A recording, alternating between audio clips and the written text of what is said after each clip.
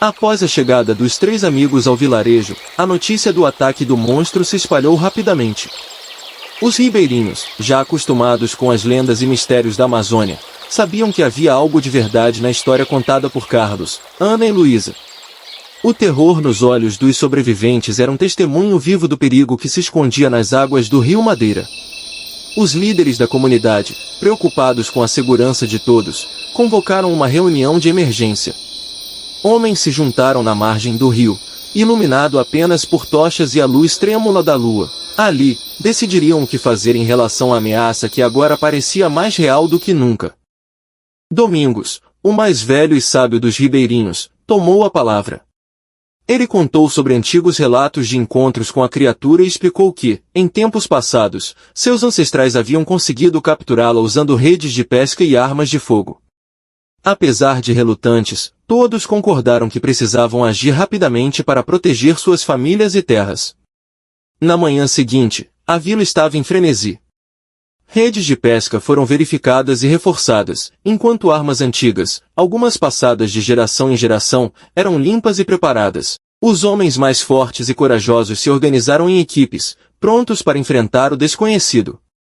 Carlos, mesmo exausto e abalado, insistiu em acompanhar os ribeirinhos. Sentia-se responsável por ter trazido seus amigos para aquela situação e queria ajudar a terminar com o pesadelo que haviam enfrentado. Ana e Luísa, apesar de ainda abaladas, também decidiram ficar, oferecendo apoio ao grupo de qualquer forma que pudessem. Ao cair da noite, os homens armados e equipados com rede seguiram até o ponto onde o monstro havia sido visto pela última vez. O rio parecia tranquilo, mas todos sabiam que o perigo estava à espreita. A lua cheia brilhava no céu, refletindo nas águas escuras do Madeira, criando um ambiente ao mesmo tempo hipnotizante e assustador. Com a paciência de caçadores experientes, lançaram as redes nas águas profundas.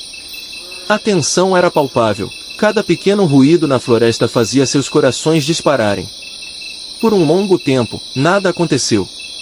A espera parecia interminável, mas ninguém estava disposto a desistir.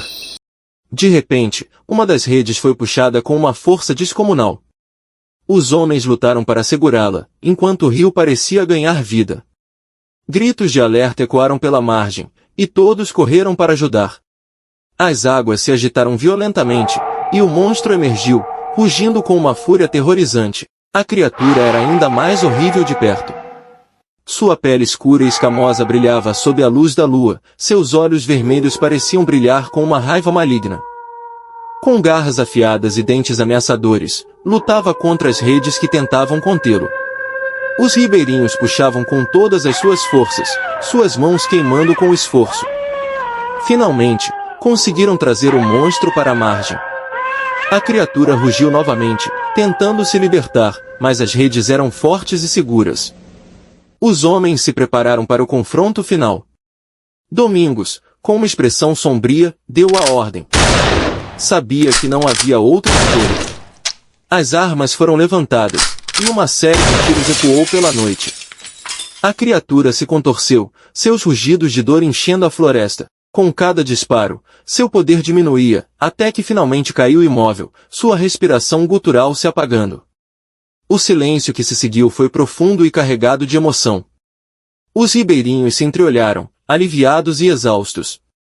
Haviam enfrentado o desconhecido e vencido, mas o custo era visível nos rostos cansados e nos olhos sombrios de todos ali presentes.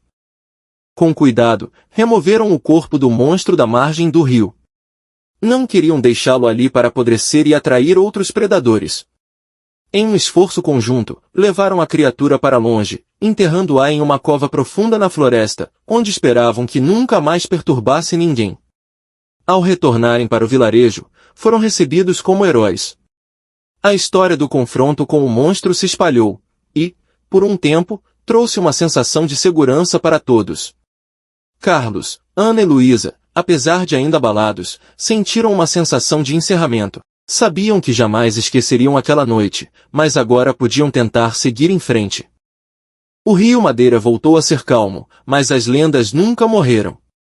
Os ribeirinhos continuaram a contar a história do monstro e dos heróis que o enfrentaram, como um lembrete do que a floresta escondia e do que era preciso para proteger suas vidas e suas famílias. E nas noites de lua cheia, todos olhavam para o rio com um respeito renovado, sabendo que, na Amazônia, o desconhecido estava sempre à espreita. Agora se inscreva no canal e deixe o gostei se não vou atrás de tu, cabra.